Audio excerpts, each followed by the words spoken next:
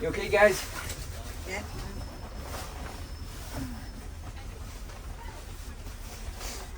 You okay?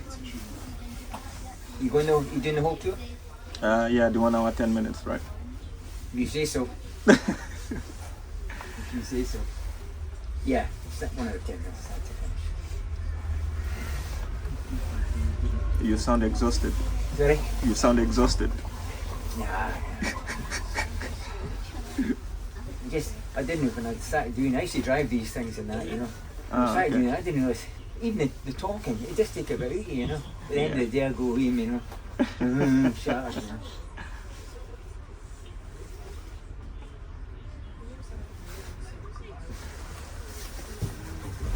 Did you watch your tennis till today, Anise? You watch your tennis? I was going to, yes. Do you know who won it? Huh? Do you know who won? Say again? Do you know who won the tournament? No, do you want me to check? No, I was going to tell you. Oh, right. Go on. Sinner, the young Italian guy. Sinner, yeah. He beat him. He was two sets down, come back, won 3 sets. Guy played amazing. No, he's a good player. I think he's going to have a great year. Yeah, he's an excellent player. Apparently he only started playing at 10 at 12. Can you believe it? You did, he did. No, he did. Yeah. 12. That's very late. That's very quite late. quite a late start for for that level, you know. Yeah. I mean, I think Andy Murray got a racket put in his hand at 4-year-old or something, you know. Can't stand Andy Murray. Okay. Oh, I'm an Nadal fan. I love him. Yeah, yes. He's always shouting, balling, smashing out. Get away, yeah. I like Nadal. I watch, if he's not in the tournament, I tend not to bother about watching it. But I watched Sinner. I saw him play Djokovic and that. He annihilated Djokovic. I'm glad he did. It's the best time somebody did. Well, good afternoon, everybody. Sorry, did I give you a fright there, Newcastle? You jumped there, I saw that. Aye. Sorry about that. Did I wake you up, eh? Okay. Right, my name's John. I'm going to be the guide for the next 1 hour and 10 minutes approximately. Our driver today, we're very, very fortunate. We've got Alex driving the bus for us today. Alex, one of the best drivers in the company, and you're in very safe hands, so do relax, sit back, relax, and enjoy your tour, guys. It'll take approximately 1 hour and 10 minutes, start to finish. There are 14 stops all the way around. We've just left number 1, of course. If you want off at any of the stops, just up here, just give me a shout or attract my attention. I'll get Alex to pull in the bus at the stop for you. Downstairs, just press the red buttons that you can see on the poles in there. And again, Alex will do the business. He will stop at the bus stop for you. So, that's out the way. We can start the tour proper now. We're sitting on Waterloo Place, named after, of course, the Battle of Waterloo. Straight ahead of us, just the Waterloo connection there. You see the statue of a man on a horse there, that's the Duke of Wellington, sitting on his horse, Copenhagen, directing his troops at the Battle of Waterloo. Beautiful statue. I love the horse's face, it is absolutely gorgeous. Beautiful statue. Sculpted by a man called Sir John Steele. And on your left hand side there, that building there is the 5-star Balmoral Hotel, built in 1902. Originally called the NB or North British Hotel, built by the North British Railway Company. They came up with this idea of building luxury hotels right beside their main stations. And down in the valley there is Edinburgh's Waverley Station. That's the second largest station in the UK. It was built, as I said, in 1902 as the North British Hotel. It was bought over by the Roccoforte Group in 2000, and a lot of money was spent on it, and it was refurbished, and it was renamed the Balmoral Hotel. And Sir Sean Connery himself, he conducted the opening ceremony of that building. And suite number 552 on the 5th floor of that hotel, J.K. Rowling, she wrote the final chapters of the Harry Potter saga. That was Harry Potter and the Deathly Hallows. Any Harry Potter fans on the bus? Harry Potter? No? Nobody? You? Oh, are you on for the whole tour? Yeah, that's good. I can show you Hogwarts School then on the tour, and I'll show you Diagon Alley as well. Okay. Right, so right now we're on Princess Street, Edinburgh's main. I could say main shopping street, but that not anymore. It used to be at one time, but as you can see over the years, it's went gradually downhill. So coming up on your left-hand side, this large monument here. This is the Walter Scott Monument. At the base of the monument, you'll see a statue there, also sculpted by Sir John Steele, and that statue is of Sir Walter Scott himself, carved out of solid block of Italian Carrara marble. That's it right there. That monument is 200 feet 6 inches tall. There are 287 steps inside that monument. If you wish, you can climb right up to the very top. It's over 4 stages. It used to be the tallest in the world to right there till we discovered one in Havana, Cuba, to a man called Jose Marti. That's 350 feet tall.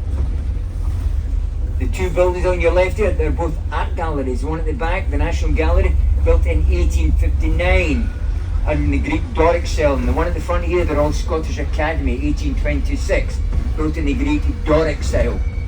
Both these buildings were designed by a man called William Henry Playfair. Basically, if you see something Greek here in Edinburgh, a Greek building I'm talking about, it's more than likely was designed by that man, William Henry Playfair. These buildings have helped to give Edinburgh one of its nicknames, and that nickname was the Athens of the North. We've got another nickname here in Edinburgh, it's not quite as pleasant as that one, Aldorike, or Old Smelly. The way that came about, if you look down into your left here, you see some lovely gardens down there, Princess Street Gardens West.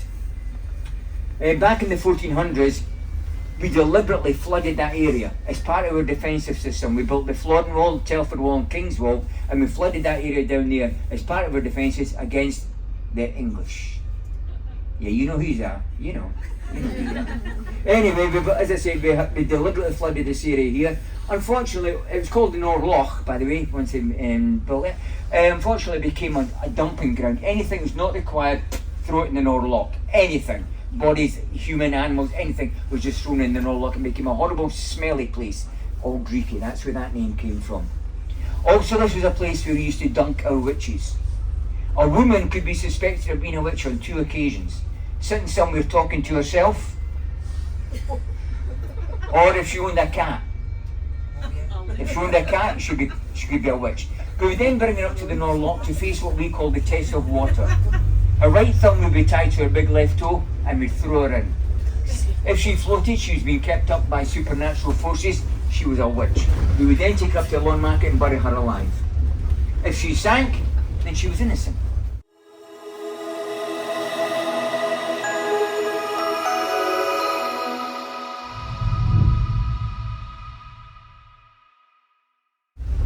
This is stop number 2 if anybody wants off. You've had enough already? Yes, she was innocent. She was dead, but she was innocent. Which is a very, very fair system. People coming down here, please, Alec, Cockridge, they're coming down. Okay, see you later, guys. Okay, take care, bye-bye. See you later on. So as I say, it's a very, very fair system going by Edinburgh standards back in those days. You ladies will be glad to know the Witchcraft Act was repealed in 1732. So you can sit and talk to yourself, or you can own a cat, and you're quite safe up here in Edinburgh. Right now we're actually on Frederick Street, part of Edinburgh's New Town. When I call it the New Town, it's new compared to the Old Town. It's still 250 years old. The New Town of Edinburgh is still 250 years old, but it is the New Town as far as we're concerned. Across there on your right hand side, just past the Costco shop, you see the pinky coloured shop there, the doorway and the window? That's a Chihuahua cafe. If you like Chihuahua dogs, you can go in there and sit and stroke a Chihuahua dog and get a cup of coffee. But as I've already told you, we're very, very fair in Edinburgh. You like cats? I can show you a cat's cafe in a little while as well. So we are now going up Frederick Street. This is named after George III's eldest son, Prince Frederick. You'll see in the middle of George Street there, you'll see a large statue.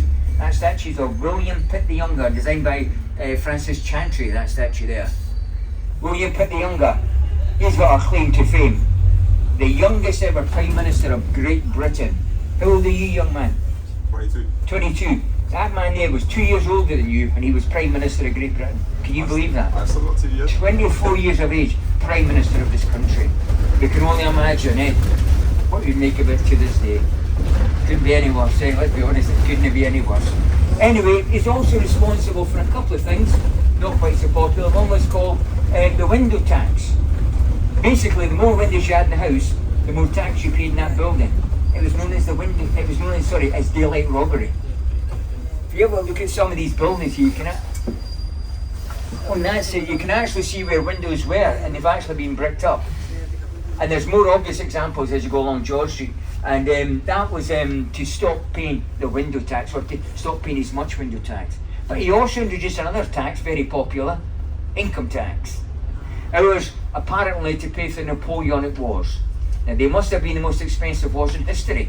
because we're still paying income tax to this day. That was William Pitt the Younger. He was actually Prime Minister on 2 occasions, 1783 to 1801, and again from 1804 to 1806. So we're about to leave Frederick Street. We're going to go along Queen Street. We're on a slight detour because there's roadworks in George Street. But basically, we're not going to stop number 3. That's the only difference. We're not going to stop number 3. We can let you off somewhere as an alternative if you need. But it's a very, very minor alteration. We're now on Queen Street. When the new town was built in 1767, Queen Street and Princess Street were mirror images of each other. Private gardens, private housing. Now you can see we're still private gardens and private housing, mostly here. A couple of shops, but mostly private on that side. Princess Street, public gardens and shops. But here, still private gardens. Across there, those are private gardens. You can access these gardens, but you need a couple of things first. You need a key to get through one of the gates. That's the easy part. The second part, not quite as easy. You have to buy property. You have to own a house here. Now, no offence meant, but if you have to ask the price of a house here, forget it. You can't afford it. Housing here in Edinburgh is extortionate. It's very, very expensive here in Edinburgh.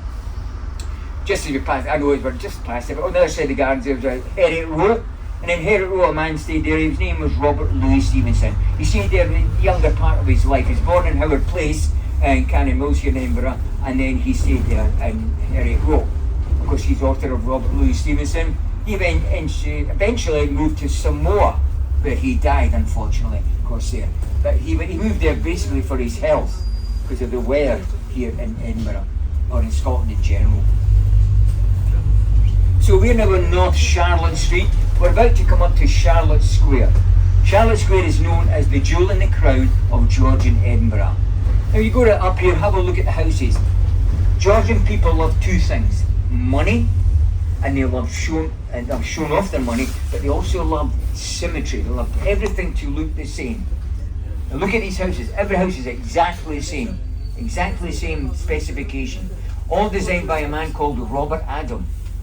He designed all these houses you're looking at right now. How much? How much? One of those houses sold a few years back for about 8.5. Very expensive.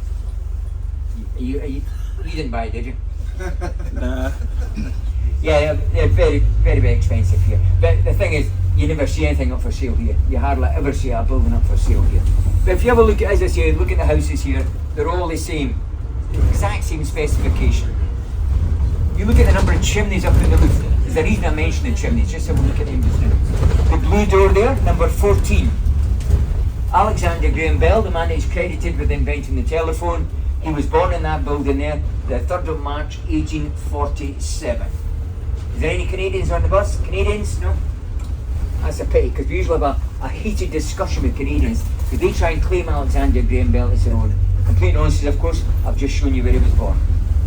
This building here on your left, St John's Church, 1816 to 1818. This is an Episcopal church, it's a listed building. Would you believe that that building there was designed by a 25-year-old? His name was William Byrne, and he designed that building right there. 25-year-old designed that. 3 years older than you. Across here on your right-hand side there, the Waldorf Astoria Caledonian Hotel, Edinburgh. If you live here, it's the Cali Hotel. Absolutely wonderful place. I love that place. My first job in life school, I was a page boy in that building there. It was wonderful to work in there. Absolutely wonderful. Anyway, that was built in 1903, 1 year after the Balmoral Hotel, by the Caledonian Railway Company at this time. They actually went out of business in 1965. They closed the railway station down on the other side.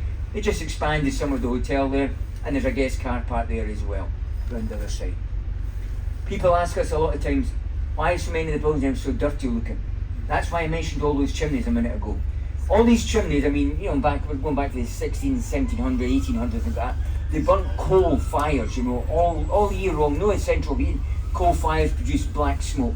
Black smoke discolours the buildings. Also just down there, there's a railway line. The old steam engines, the black smoke again discolours the building there. That building is built from what's called Dumfriesshire sandstone. Very, very soft sandstone, difficult to clean. They try and clean it, they end up damaging it. So at the end of the day, they just don't try anymore. The Scott Monument is exactly the same, built of Dinny sandstone from East Lothian.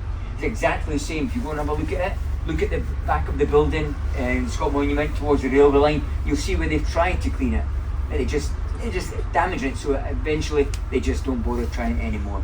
But don't be put off by the colour of the building. Inside, absolutely beautiful building, beautiful. On your left hand side here, this is Cuthbert's Churchyard, the oldest religious site here in Edinburgh. That goes back to the 7th century, originally called Westkirk, a Catholic church, now Church of Scotland of course. Take a visit in that building there, you will see a stained glass windows from Tiffany's of New York depicting David on his way to fight the Philistine giant Goliath. Agatha Christie actually got married in that church there. She'd been married in England, she couldn't get married a second time, so she decided to come up here and get married. She actually eloped with the man she was marrying, who called Max Malawan. Bit of a scandal, he was 14 years her junior. Not the done thing back in those days. They eloped up here, two complete strangers acted as their witnesses, who didn't know anybody here. And they got married, would you believe, 9/11, 1930. 11th of September 1930, they got married in that church there. And as I say, two complete strangers acted as their witnesses. After the wedding, friends and family found out about this, horrified. She's marrying this guy, 14 years young, what's she thinking of? So they caught up with her and asked her, so what are you doing? You're marrying this guy, 14 years younger than you. What's going on? And she says, don't worry. He's an archaeologist. The older I get, the more interested in me he's going to become. And that's from Agatha Christie herself, not me, that's Agatha Christie. These buildings here, part of Edinburgh's financial district. These buildings here. The financial district at one time was all based in St Andrews Square, George Street. Over the years, they've moved out further from the centre of town. There's a purposely built part out near the airport. That's of our financial district. Now on our left-hand side, that's some theatres there. You've got the Traverse in the corner there. Edinburgh's main concert hall here, the Usher Hall. 2,200 people can be accommodated in that hall. Acoustics in there are said to be the best in Europe. Absolutely stunning building inside, stunning. Until you see the glass bit on the outside, it's horrible. Then you've got the Lyceum Theatre along the side there. That's just your normal theatre, plays and pantomimes and that sort of stuff there. But that building there, absolutely, as I say, it's wonderful inside. The acoustics terrific. It's not the largest theatre here in Edinburgh. That's our concert hall, but we do have a theatre, it's called the Playhouse. It used to be a cinema. We converted it to a theatre, and seat-wise, it is the largest theatre in the UK. 3,000 people can be accommodated in the Playhouse Theatre. While we're sitting here, we don't always get a chance, but look across here, you'll see a little statue across here of a woman with a wee child hanging onto her skirt tails. That is called Woman Child. And that was sculpted by a lady called Anne Davison. She came from Dundee here in Scotland. And that is said to that is there to represent the apartheid movement in South Africa. And that statue was actually unveiled when Nelson Mandela was still in jail. I think it was 86. I think it was 86 if I remember my dates. Yeah, we mentioned theatres a minute ago. I like talking about this cinema. It's not a theatre, I know. It's now the Odeon Cinema. Back in the 1960s, yeah, I'm that old, yeah. What do you think? No. Back in the 1960s, that used to be called the ABC Lothian Road, originally. Anyway, it used to be a one-screen cinema. Now it's a multiplex cinema. It used to be a one-screen cinema. And that's where, back in those days, we held things called pop concerts. You call them gigs nowadays, we call them pop concert. In April 1964, the biggest group in the world, you know what I'm talking about? The Beatles, absolutely. In April 1964, the biggest group in the world played a concert in that building there. They'd already been in Scotland before, but small stuff, popping the bill, you know, and support act and things like that. But once they made the big time, 1963, 64, Beatlemania, a wonderful time, they played in that concert in that cinema there, that venue. That was back in the days, of course, before Ticketmaster and all that sort of stuff. And I still remember, in my head, I can remember the queues of people round there buying tickets to go and see the Beatles. And when you went to see, you saw them, you never heard them, for the screaming. It was absolutely, I never went, I was a Rolling Stones fan, so I never went to a Beatles concert. I wish I never had, but it was a wonderful memory when the Beatles came to Edinburgh. It was just pandemonium, absolute pandemonium. Anyway, we're in Fountain Bridge area here. 1930, a man was born here. You may have heard of him. He was called Sean Connery. He was born in 1930 here in Fountain. Well, there's about 400 yards back from where this bus is right now. Down towards Morrison Street there. He was born here in 1930. When Sean left school, he got a job as a milkman, delivering milk by horse and cart. Very, very common here in the UK up until about the late 60s. Anyway, when he finished doing that, he joined the Royal Navy. He was medically discharged from the Royal Navy because he suffered from stomach ulcers. He came back to the UK, got involved with acting, and the rest, as they say, is pure history. He was born in 1930. He was given the freedom of Edinburgh City in 1991, honoured by Her Majesty in 2000, and unfortunately Sean passed away in October 2020. But he's hugely remembered still here in Edinburgh as a favoured son of the city. Now we're approaching the Grass Market. Earlier on I mentioned a Chihuahua Cafe, and I promise you a Cat's Cafe. Coming up shortly you'll see a blue building, blue face building there, and that is Mason de Mogi, and that is a Cat's Cafe right there.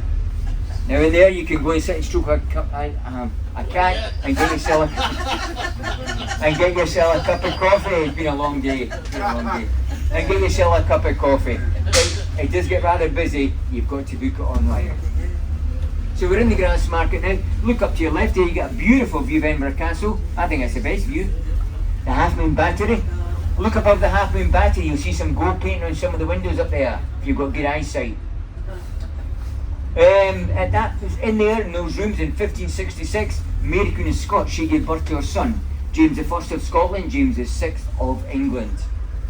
So we've arrived at the stop. This is the stop for the Grass Market. Emily, you know, somebody coming down please, Alec. They've had enough of Winter Crack, that's it. Just finished now the tour, we've got the second half there. Okay pal, you take care eh? Cheers now. Bye-bye. So we're in the Grass Market just now. This used to be called Newbigin under the castle. Simply meant new buildings, new housing below the castle. They changed the name in 1635 to the Grass Market. Well, I have no idea why, because they did not sell grass here. Not the kind you could smoke or the kind you could eat. They didn't sell grass here. They sold farm animals here. Anything that ate grass was sold here in the Grass Market. It was from 1477 when James III granted a charter, a market was held here on a weekly basis right up until 1911. If you happen to be here on a Saturday morning, there is a small market here. Sell like ornaments, bric-a-brac and records, and that's nothing to do with meat or anything like that. And it's here on a Saturday morning. If it's a nice day, it's a nice place to spend a couple of hours doing that. This is also a place that is very popular with hen parties and stag nights, you know. People come across here to celebrate or commiserate their last few days of freedom before they sign on that dotted line and become happily married like the rest of us.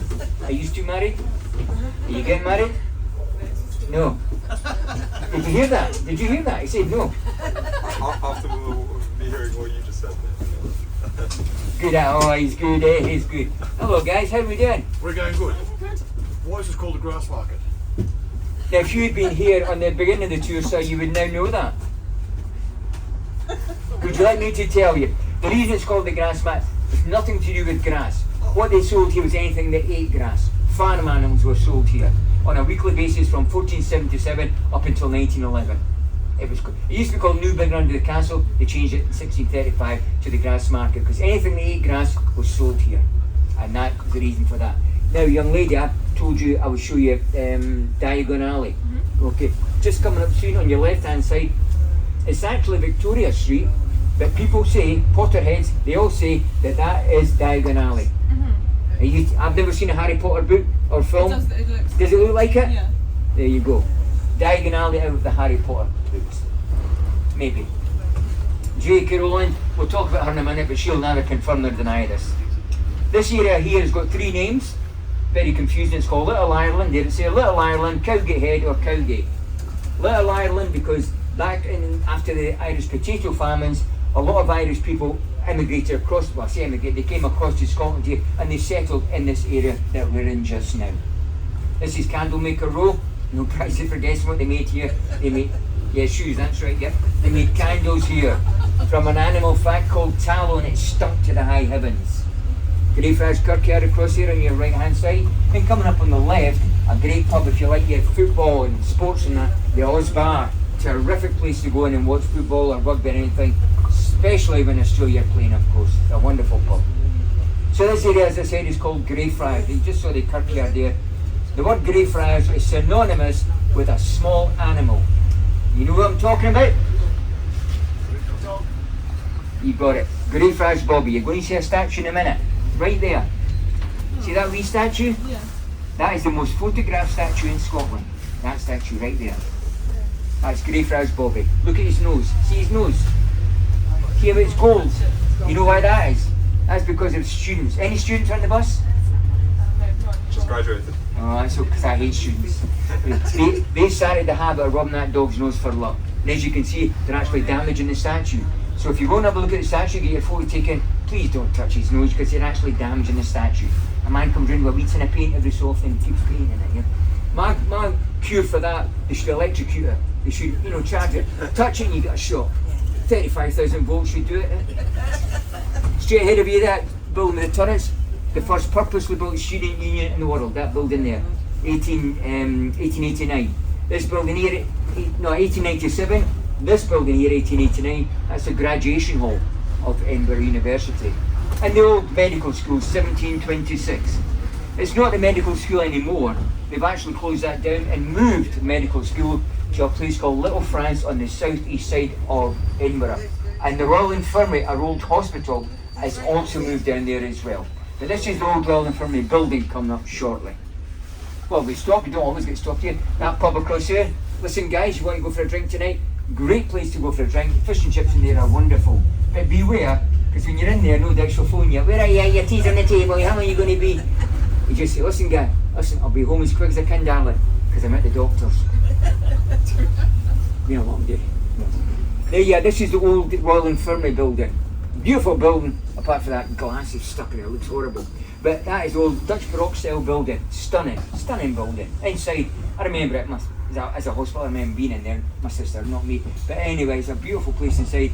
That is now going to be part of Edinburgh University, the Futures Institute, where they're going to study artificial intelligence. The Harry Potter fans are on the bus. Hogwarts School. Yes or no? Maybe? Possible? Yeah. That's what most people say. It's usually 50-50. Now J.K. Rowling, she will neither confirm nor deny this. She won't say it, I don't know, she won't say anything. You know, she still lives here in Edinburgh. Still lives here. Very, very posh part of Edinburgh, she can afford it. But that is actually George Heriot's school. George Heriot's school, built by George Heriot, 1628, for fatherless bairns or orphans. But anyway, as I say, J.K. Rowling should neither confirm nor deny it. But there are a couple of things that might sway your thinking. 2 of her children were educated in that school, okay?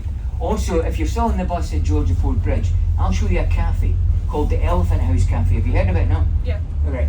That they claim to be the birthplace of Harry Potter. They say J.K. Rowling sat in their building and wrote the books. If she did, she looked directly into that school. She would also look directly into Greyfriars Kirkyard. If you've got time, take a wander through Greyfriars Kirkyard, look at the headstones. And on 8 of them are names that appear in the Harry Potter books. Now J.K. Rowling, she says, what a coincidence that is. 8 of them. You just make up your own mind, you know.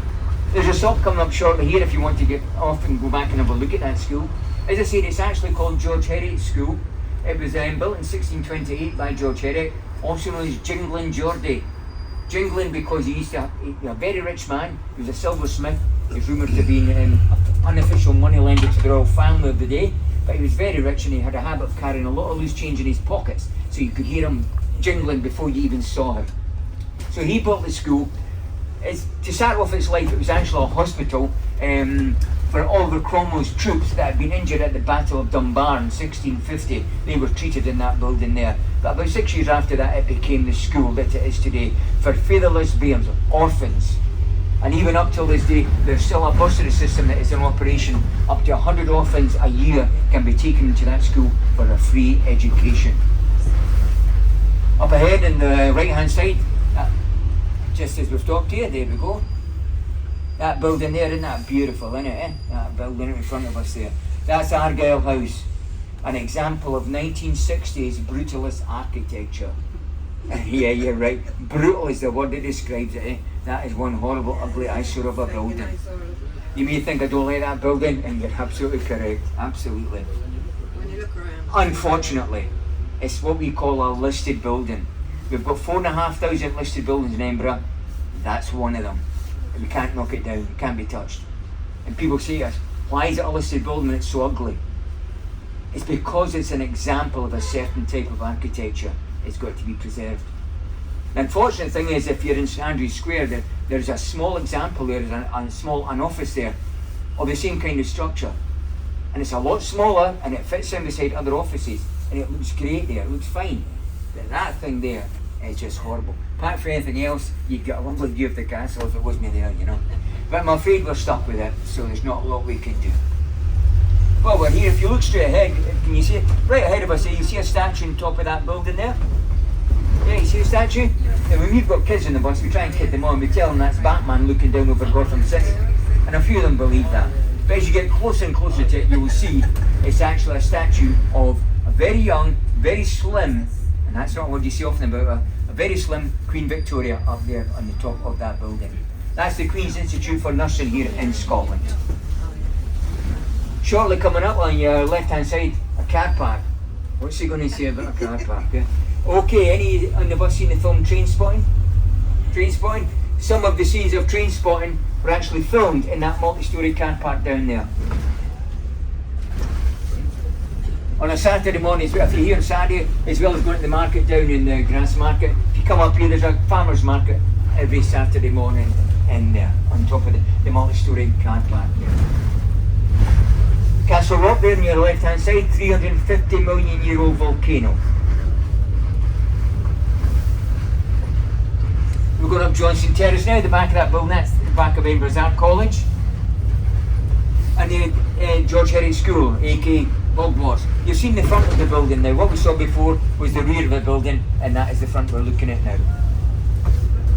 And on your left here, this is the Castle Esplanade. I don't know if any have been here in August or coming back and plan coming back, but here in August, if you come up here, it's all clear up there. Come back in August, you will see a large, huge structure up there, 9,000 seats, 9,000 seats, temporary building for Embark military tattoo, which happens every August, 3 weeks in August.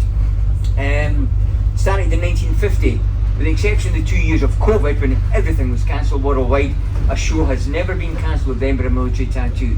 Starts at 9 o'clock at night. Alec will tell you, we've sat through a few tattoos, it doesn't matter what the weather is, the show goes on. It's a wonderful display of marching pipes and drums and bagpipes and dancers and all that sort of stuff. So if you're back here in August, try and get yourself a couple of tickets for the tattoo. And we're just about to pull into the stop at the Lawn Market here. Unfortunately, the castle's been closed today. They're not sure about tomorrow because of the high winds. It's a wee bit risky, the castle, with the high winds and that, so we're not sure. So if you've got tickets for today, just check what's happening tomorrow and they'll reimburse you or refund you or whatever, or honour your ticket at a later date. So we're pulling into this bus stop here. It's a wee bit bumpy, as you can see. The ghost bus, if you've got an hour of the night, you should go on the ghost bus tour. I used to drive them. I don't get any for telling you that, but I mean, they're really good. Very, very good. But go on the later one when it starts at 10. Really good. Thank you very much. Okay, see you later, guys. See you later. Okay, bye-bye. Is that where they set up? Yeah, they start and then they finish there, yeah. Last an hour. See you, Newcastle. Thank you. Okay. Cheers, take care. Thank you. Ta-ra now. Ta-ra. Aye, it's really good.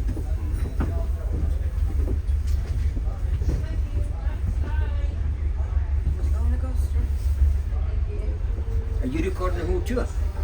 Yeah. Is my voice on it? Yeah. Do you know I charge a fee for that? How much? Are we close to the Scotch whiskey experience?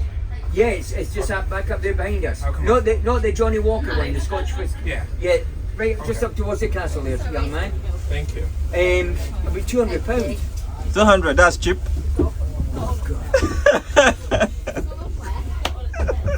Hiya, but that's £200 per every 10 minutes. Hey guys, you alright guys? Where are you guys from? Did I have you before?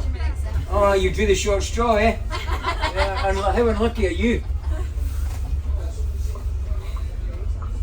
So right now, hello. Yeah, right now we're sitting on the Lawn Market, which is part of the Royal Mile of Edinburgh here. The Royal Mile stretches from the castle all the way down to the Palace of Holyrood House. Now people ask us, why is it called a Royal Mile? Well, it starts off at the palace down at the bottom, at the foot of the mile here, and that is a royal residence. Even to this day, when the royal family are up in Scotland on official business, they stay in Holyrood Palace. If they're on a holiday, like holiday time, privately, they stay up at Balmoral Castle up in Deeside. But So the palace is a royal residence at this day, and the palace, the castle was a royal residence when Mary Queen of Scots gave birth to her son in 1566. So that connection there is the royal connection. That's what makes this the Royal Mile. From the castle to the palace is actually longer than a mile. It's a Scottish mile. Because as you know up here in Scotland, we do everything bigger and better than everywhere else. And it's actually longer than a mile. It's 1 mile and 1/8 long, or 9 furlongs if you're talking that term. There are 5 streets form the Royal Mile. We've got a habit here in Edinburgh of using more than one name for any street. You saw earlier on, I showed you Little Ireland, Cowgate Head and Cowgate, all the same area, but that was 3 names. We've got 5 names here. Castle Hill is behind us here, that's where the castle sits. Self-explanatory, the castle sitting on a hill. Lawn Market here. Then we've got the High Street in 2 sections. We don't go into the first one because it's pedestrianised further down. But we do join it on the second section of the High Street. Then we've got the Canning Gate, and then eventually we have Abbey Strand, and that sits right outside Holyrood Palace itself. And I'll point out to you when we get there. That is commonly recognised as the shortest street in Edinburgh. It's tiny, a tiny wee street here in Edinburgh.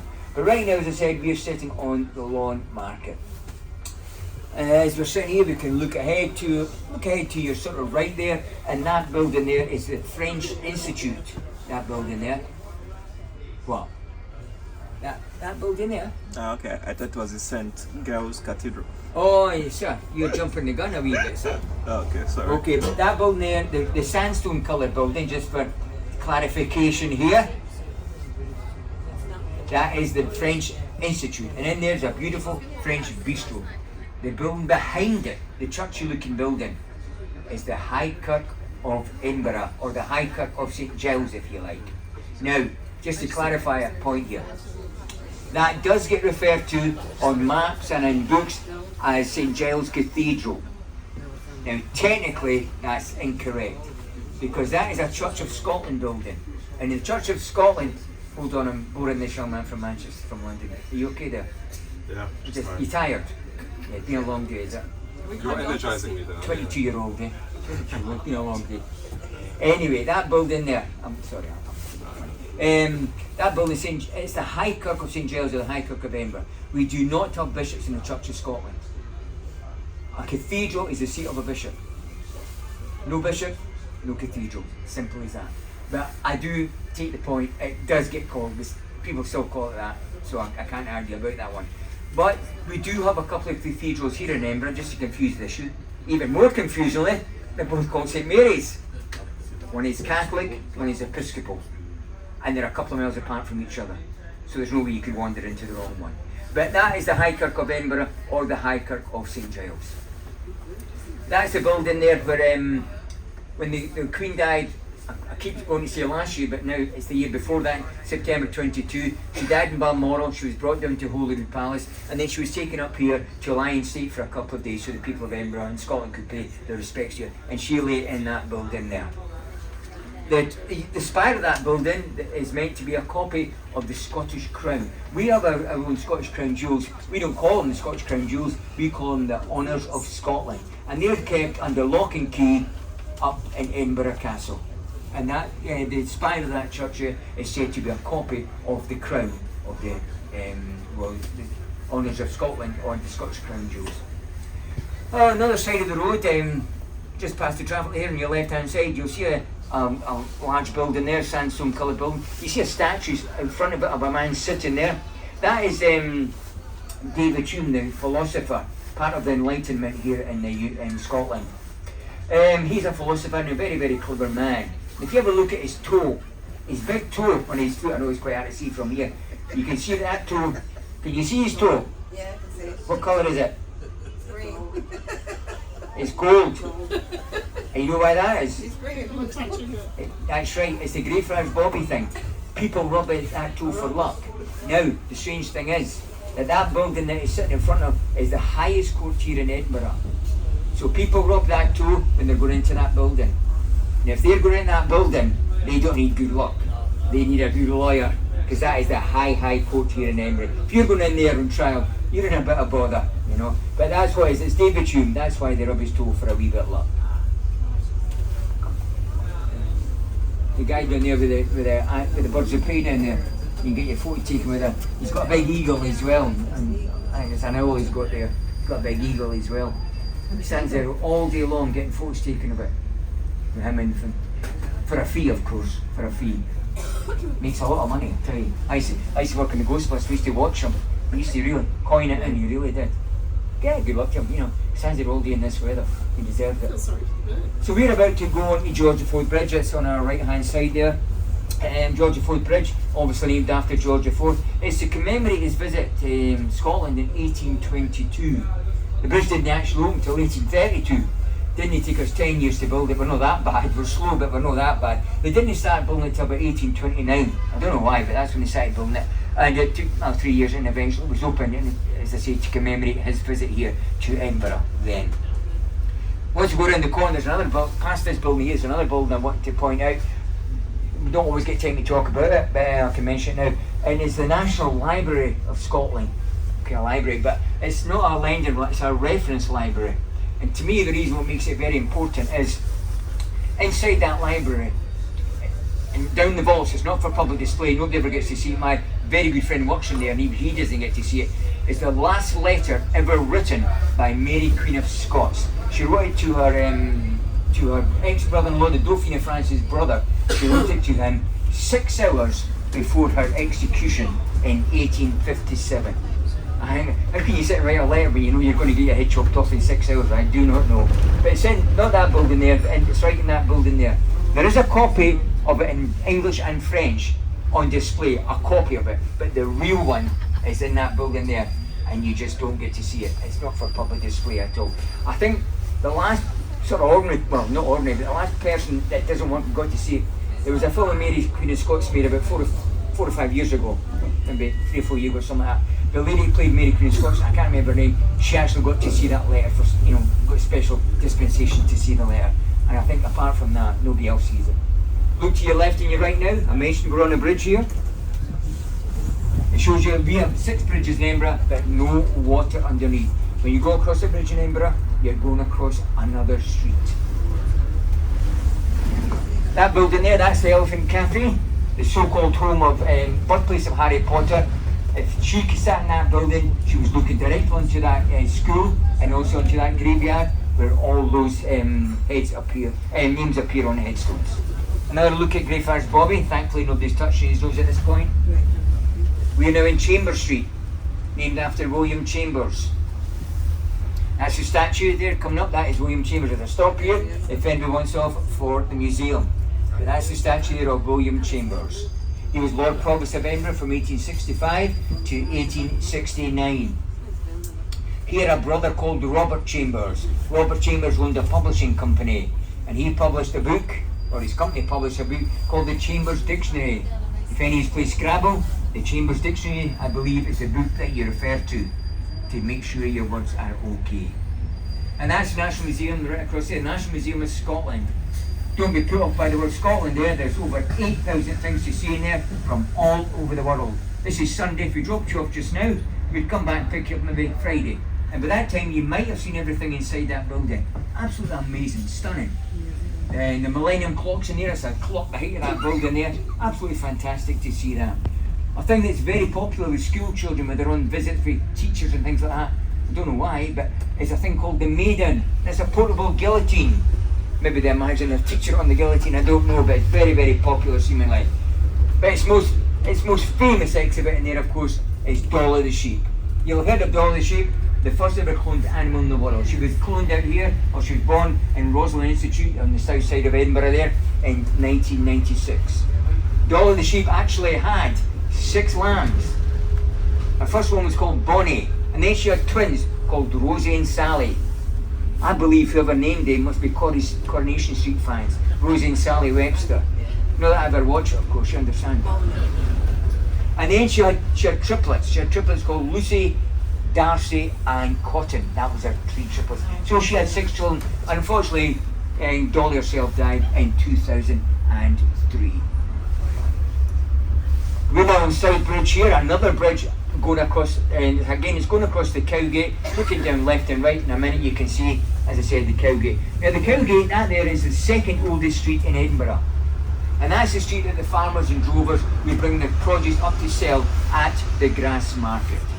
So this is South Bridge. It was built in 1865. It was opened to foot pedestrians and foot traffic, 1866, and to ordinary traffic in 1869.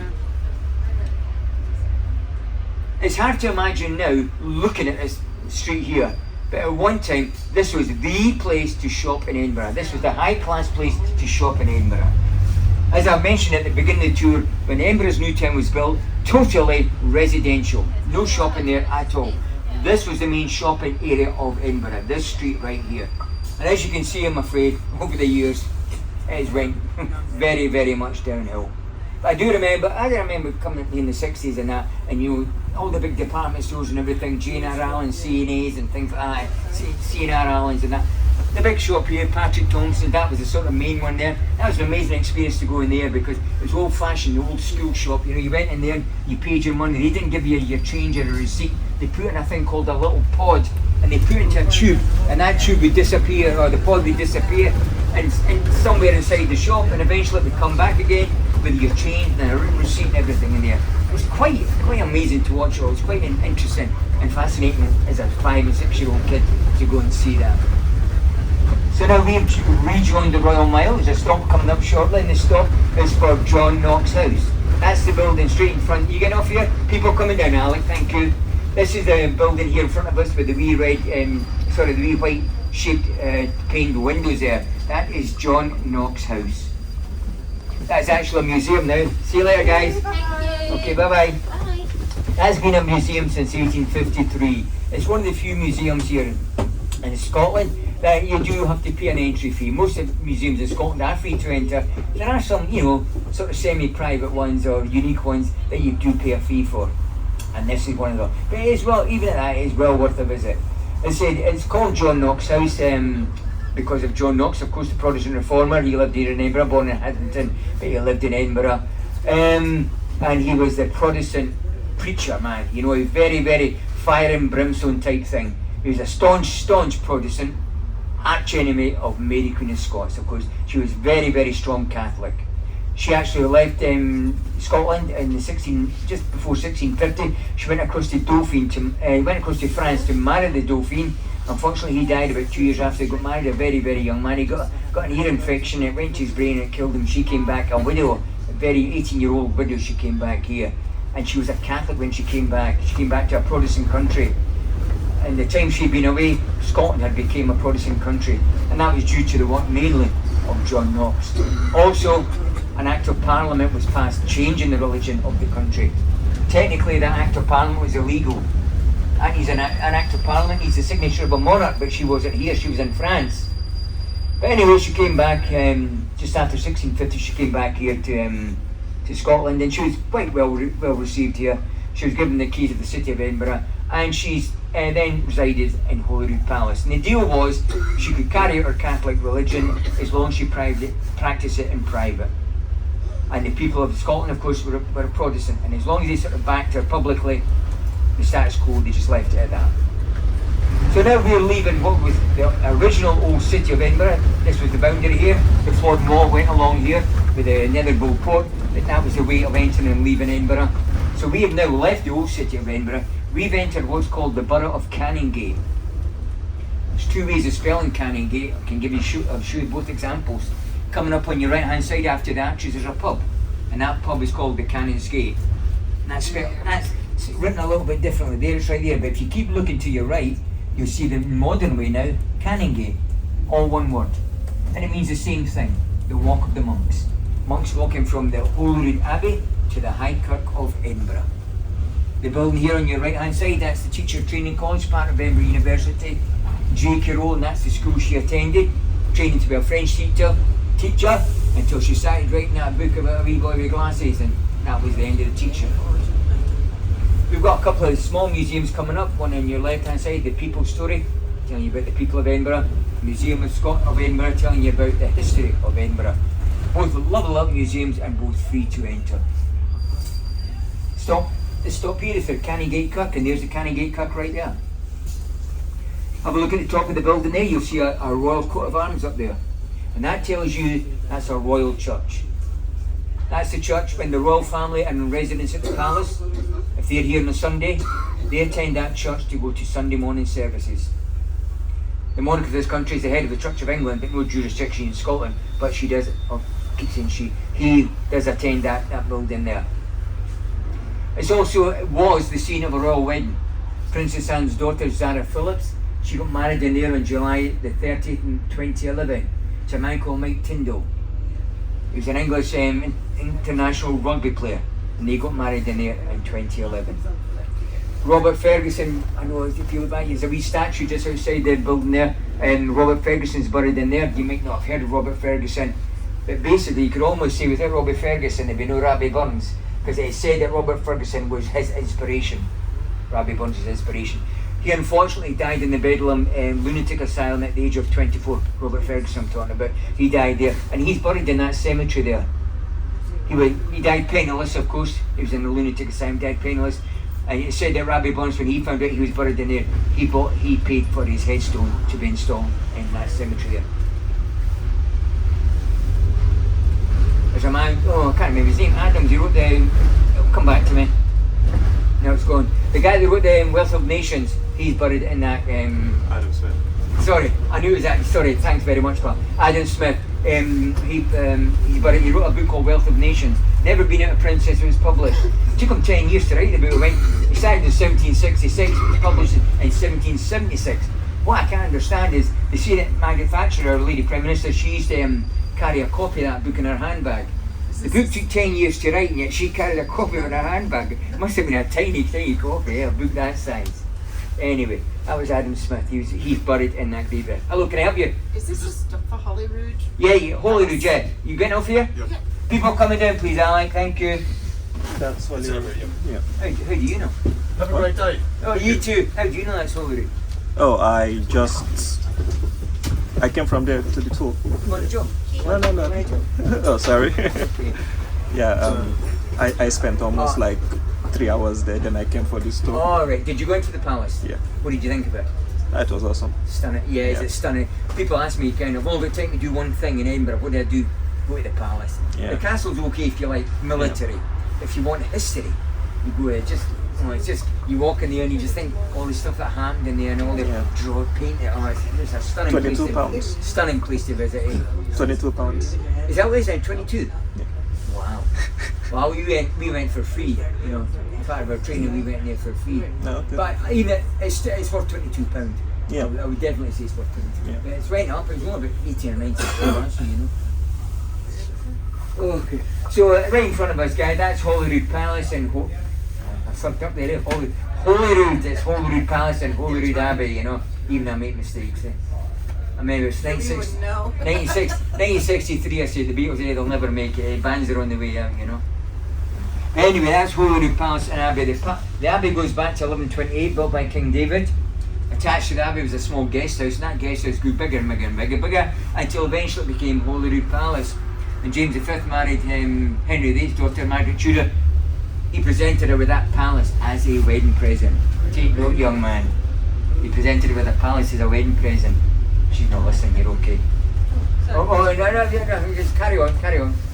We were talking amongst ourselves. So and that formed what was called the Union of the Thistle and the Rose. The Queen's Garden, unfortunately, is closed just now. I think they're either refurbishing it or they're actually restocking it. That's a little museum. You've got to pay for that one. That is, the late Queen. All the tours she went on, all her reign and everything. She went on all these different tours all over the world, and they gave her presents and gifts and everything. And they were brought back here, and every so often they put them on display there. They change the display every so often. That's the obligatory gift shop, of course. And then this building here, that's the old stables of the palace. That is now a tea room, coffee house. If you go in there and get yourself a cup of coffee or tea, show your tour bus ticket, and they will give you a free piece of shortbread biscuit in the shape of a crown. And it's none of your cheap stuff, it's Walker's. Okay? And in the courtyard there, that fountain, you see there, that fountain? When there's water flowing through that fountain, it means that a member of the royal family is in residence at the palace. No water, nobody's staying there. It's a copy of the fountain that you'll see at Linlithgow Palace in West Lothian. And that's where Mary Queen of Scots was born on the 8th of December, 1542. We're now entering the park here. This park has had several names over the year. King's Park, Queen's Park, Royal Park, Holyrood Park. We now tend to call it the People's Park because it was given back to the people of Edinburgh by Her late Majesty for the millennium, and we just call it the People's Park. 650 acres of greenery right here in the centre of the town. A city, I should say. In 2013 it was granted a scheduled monument. Please don't ask me what that means because I do not know, but it is a scheduled monument. Salisbury Crags up there, 151 feet high. Salisbury Crags, may call them cliffs. Here in Scotland we call these things crags. Salisbury Crags. This area here at one time was all owned by brewing companies. Brewing was a large thing here in Scotland back in the day. In Edinburgh I think we've got 2 left, if that. 1 definitely, maybe 2. But anyway, this land at one time that we're going into now, it's on the right hand side here. This was all owned by Scottish and Newcastle breweries. And they said they would donate this land to the people of Edinburgh on 2 conditions. The first one was to build a visitor attraction. We ticked that box. The second one, a millennium project. We ticked that as well. And we built what you can see right now. That is what we call dynamic earth. Beautiful view that, right in front of the crags and everything. That's dynamic earth. It's a geological museum. The only one of its kind in the UK. It tells the story of the earth from the Big Bang up to the modern day. You go in here, you go into a time machine and it takes you way back to the start of the earth, basically, the Big Bang, and brings you up to the modern day. Lots of buttons to press, things to try, wee experiments and that. Absolutely wonderful place to visit. They're actually refurbishing at the moment, so it is actually closed. I don't know when it's going to open, hopefully it'll be very soon. It is a very popular attraction. People think it's just a kids thing, but trust me, it's actually better than that. It's very good.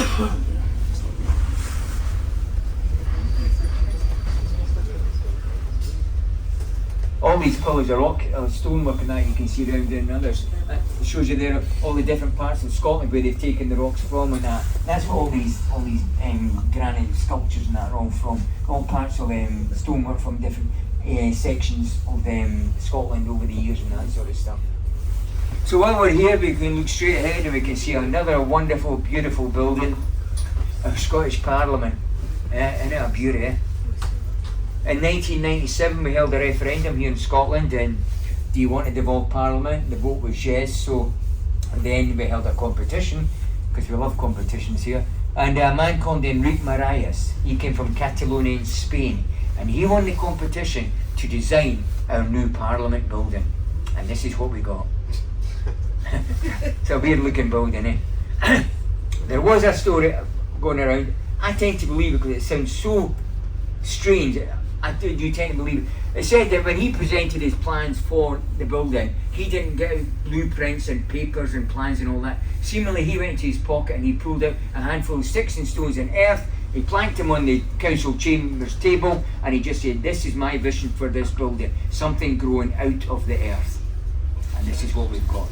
He unfortunately died before it was finished. His wife was also an architect and she carried on and finished off the project. You see the windows there, they've got some strange shapes around them. We usually ask people on the bus if they know what those shapes could possibly be. Hammers. Hands. Hammers. That's one of the classic guesses. Hammers or drills.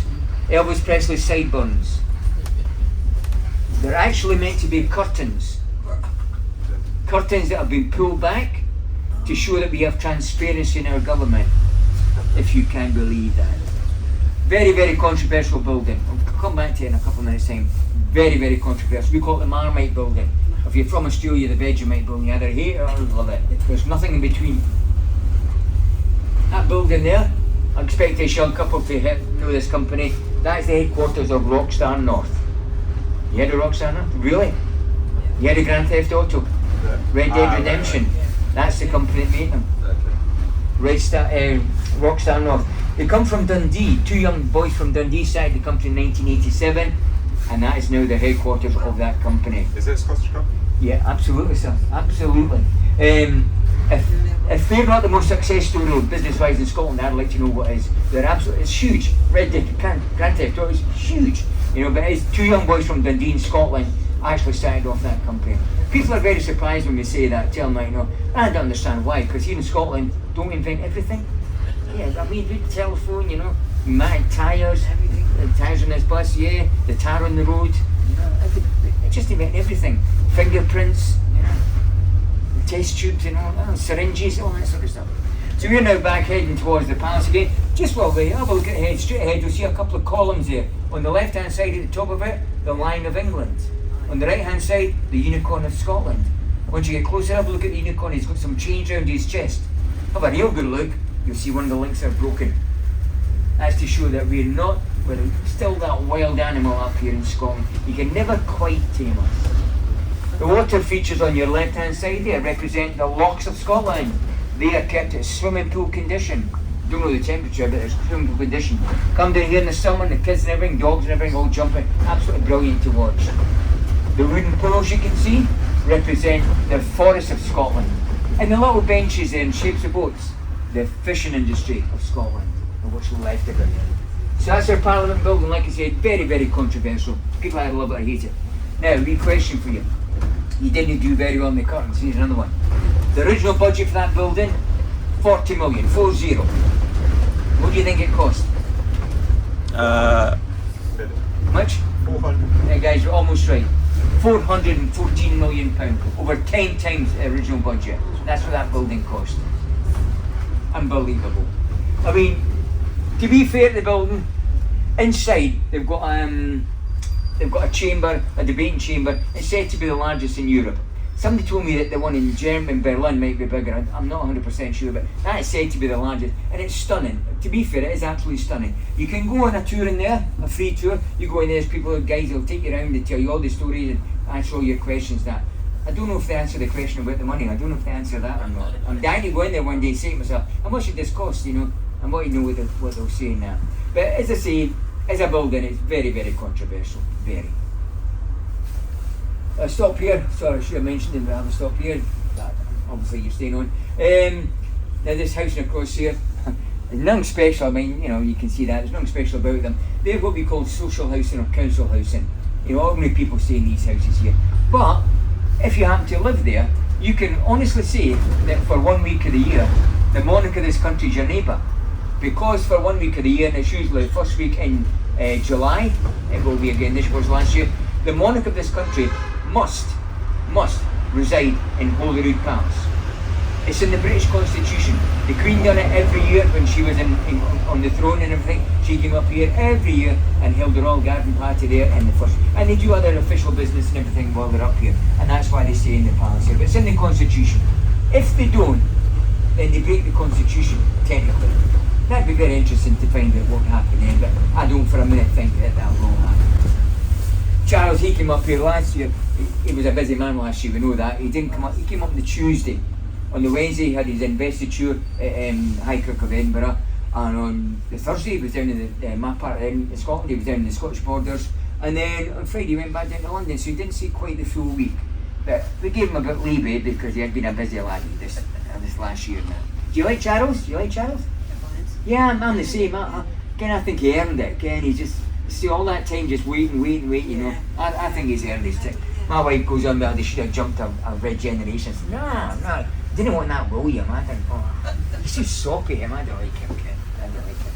Anyway, we're at the top of Abbey Mount here. Abbey Mount. Straight ahead of us is a road called Easter Road.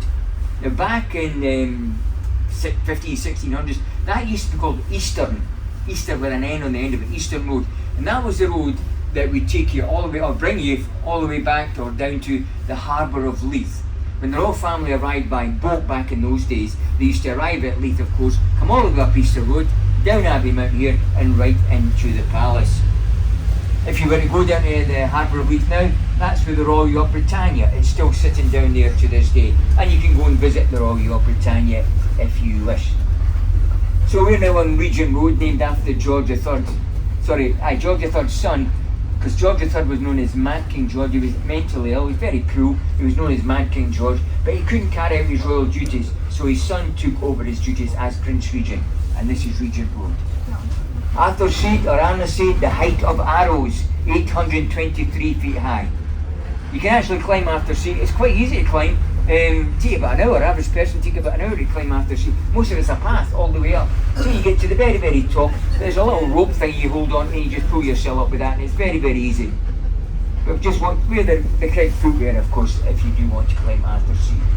And on your right hand side there, that's Regent Terrace. Back in the 1970s, that was a private road at that time. Sean Connery wanted to buy a house there. The Housing Association said no. They refused them permission to buy a house there. They didn't want an actor. Same with all the paparazzi and everything that goes along with that. So Sean Connery was refused permission to buy a house in the city he was born. But he wasn't Sir Sean Connery then, he didn't have freedom of the city, he was just an actor. It might have made a large difference, you know, if he had been Sir Sean. So I've just pulled the buses so we can just have a nice look at the after seat, and you can see the palace, the abbey, and also dynamic earth there, Salisbury Crags. The building on your right hand side here, the start of this building here, this it's an absolute scandal. I really mean it's a scandal what's happened to this building. A disgrace. That building has lain empty since 1968. Beautiful building. Look at the Greek pillars and everything. It's a beautiful building. But it's lain empty since 1968. It used to be the old Royal High School. Very, very posh school here in Edinburgh. Lots of people, Walter Scott went there, David Hume, loads of people. Ronnie Corbett, the wee comedian, he went to that school as well, you know. But anyway, it's a very, very famous school here in Edinburgh. They moved in 1968. They moved out to a place called Barnton on the northwest side of Edinburgh. Very nice area, very posh, very select. J. Carroll, and that's where she lives. And they moved out there in 1968. And that building has lain empty ever since. Just laying empty, just went to ruin, unfortunately. A chain of hotels, no surprise, they wanted to build another 5-star hotel there. They applied on 4 or 5 different occasions. On every time they were rejected, their plans were rejected. They were horrendous, absolutely horrible. Thankfully, they were rejected. About this time last year, it was announced, maybe about March last year, it was announced that St Mary's Music School were going to take on the project and they were going to turn it into the new St Mary's Music School. And that was going along fine until September last year, when obviously something happened and they must have discovered something. It's going to cost a fortune. They pulled out of that project. So we're back to the stage we don't know what's going to happen to that building. Hopefully the chain of hotels won't come back in, because I think if they do, the council, they'll snatch their hand off and take it. It's a beautiful old building, absolutely stunning. There was talk about being the new Parliament building, there was talk of that there, but they, don't know much of it cost, but they thought, nah, we'll not bother. We'll spend 414 million on that ISO down the road here, rather than convert that beautiful building. Because across here on our left hand side coming up, the last thing I'm going to talk about, this building here, that's St Andrew's House. And that's part of the Parliament. This is the offices of the Scottish parliamentarians. This is their private offices. This is so-called work gets done in here. This building was actually opened on the 2nd of September 1939. That's the day after Second World War was declared. So it was a very small ceremony when they opened this building. But this is the offices of the Parliament, as I said. It's built above an old jail. The old Carlton jail is underneath that. Some people think it's very ironic. MSP's working in a building above a jail. Maybe they should be a few floors lower, eh? Never know, that might happen, we never know. But that's how Scottish, as I say, that's St Andrew's House. Just as we stop, don't always get a chance. If you look straight ahead there in the graveyard, can you see the statue there? That is the first, but not the only, that's the first statue to the USA of Abraham Lincoln. A wonderful statue. That's there to commemorate the Scotsman who fought on the Union side in the American Civil War. It's also an emancipation monument for the slavery movement that Abraham Lincoln has so much to do with. It's a beautiful statue. If you've got 2 minutes, just snip up there and have a look at it. It's absolutely beautiful. We've now arrived at the end of the tour, guys. I know it's very small, but thanks very much for listening. It's terrific. It's great when people are listening and everything. It's really good. Hope you've enjoyed it. There's no more buses now. Alec, is there another one, yeah? Oh, so you need to get off unless you like bus depots, you like garages. We'll take you. I did that one day when I used to drive these buses. I took a German couple back to the depot. I worked on for 45 years. Sorry? I was a bus driver for 45 Were years. you? Wow. I didn't stick it that long. So enjoy your time there, Thank you guys. very much. We learned a lot. Thank you. Thank you very much. Okay, see you later, London. Okay. Thank you. See you, guys.